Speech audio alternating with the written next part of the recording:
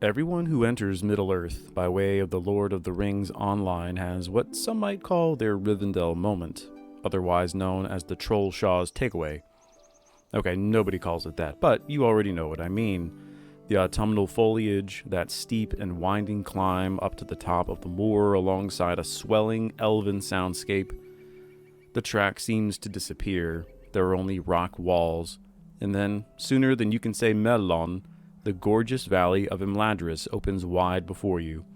Even over a decade of age cannot dull the shine of so iconic a location, bursting forth so beautifully through your screen, into your eyeballs, and back through your mind into that corner of the cerebellum that makes you feel like hot chocolate and burning embers.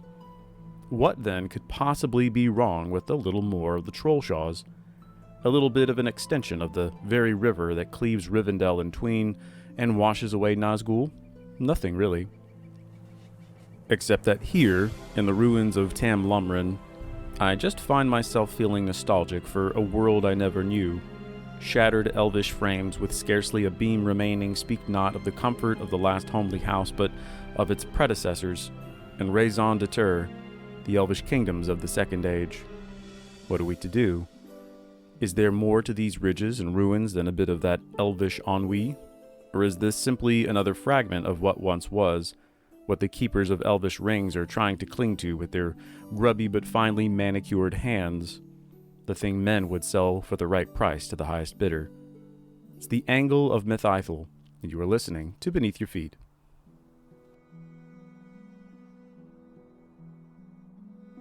The first clue to knowing that we are deep in the realm of Noldor nostalgia is a map weighed down with cinder and nomenclature. We've talked in the past about Egladil over in Lothlorien, which literally means angle, but Mitheithel refers to the river Horwell, though more literally rendered it is Sindarin for Grey Well.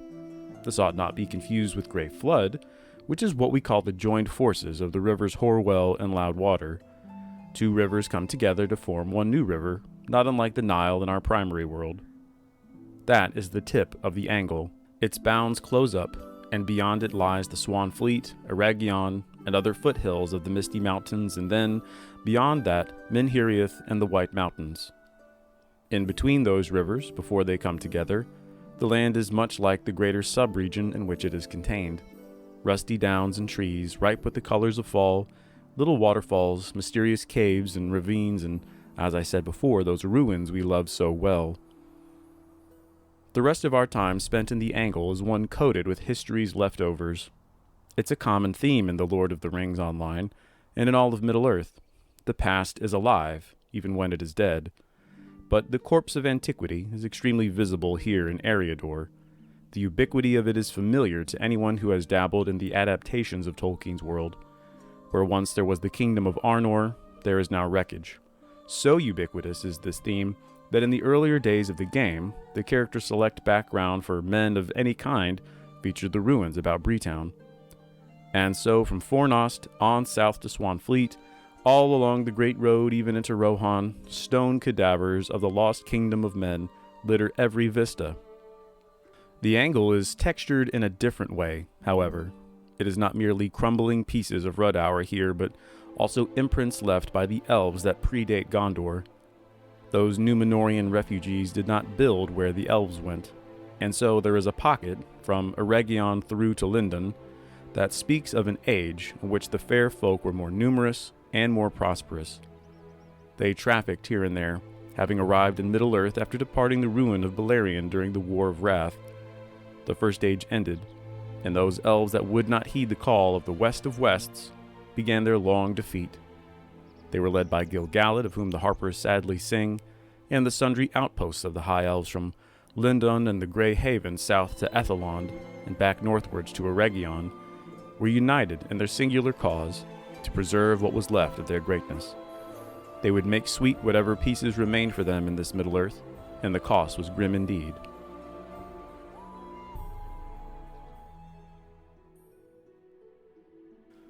It comes as no surprise, then, to find sad wraiths loitering about the many elf ruins. It is surprising, though, that so many elves of Rivendell have come. The quests don't offer much by way of an explanation, as they are mostly concerned with history. The stories then crisscross between familiar subject matter. There are thieves pilfering in the ruins, Dunlending escapees are here, a few communities of men, and a rare friendship between them and the High Elves are come under threat in these dark times. The stories are good but unsurprising, as yet again the angle is caught between the shifting events of time. In the Second Age, it was the strife between the Ring Elves and Sauron, their deceiver.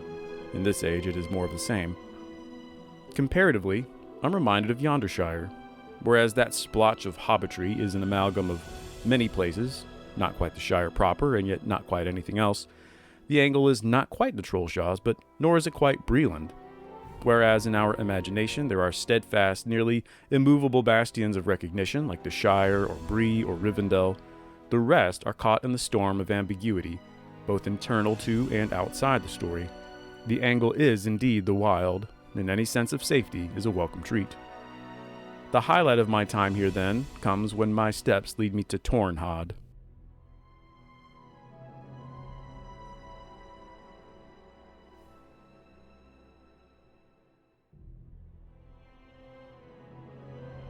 No, I did not say Thorinhod, but Tornhod, for near the tip of the angle, where we first began, is a sizable village of men, and lots are wearing hoods.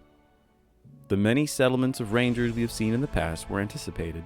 Like Estelden or Tinadir, they are huddles of the remnants of the Dunedain held within ruinous splendor, or, like in the Brelands, they are mere camps meant to be taken down at a moment's notice. The rangers do not linger. And yet in Tornhod they do.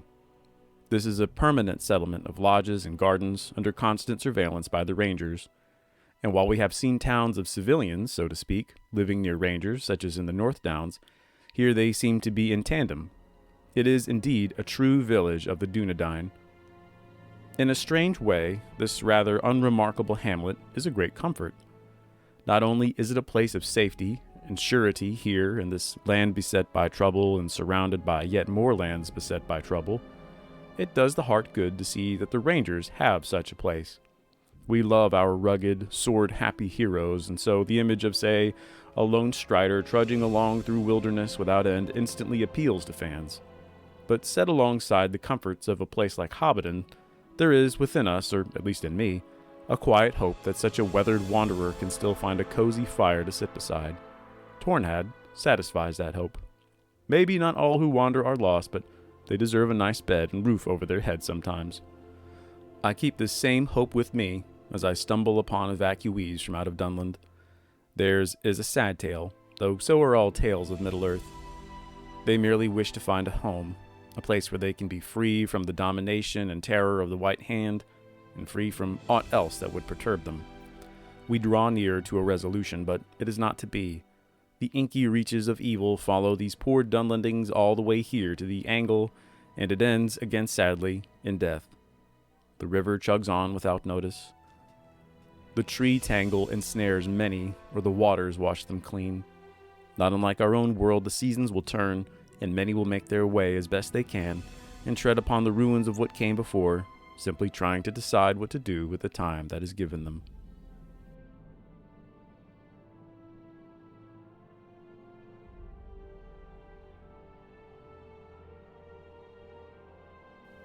Thank you for listening to Beneath Your Feet.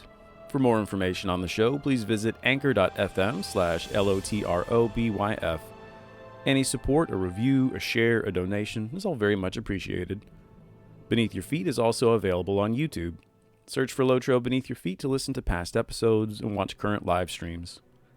You can also join me each month for the Beneath Your Feet live stream on twitch.tv/LOTROstream.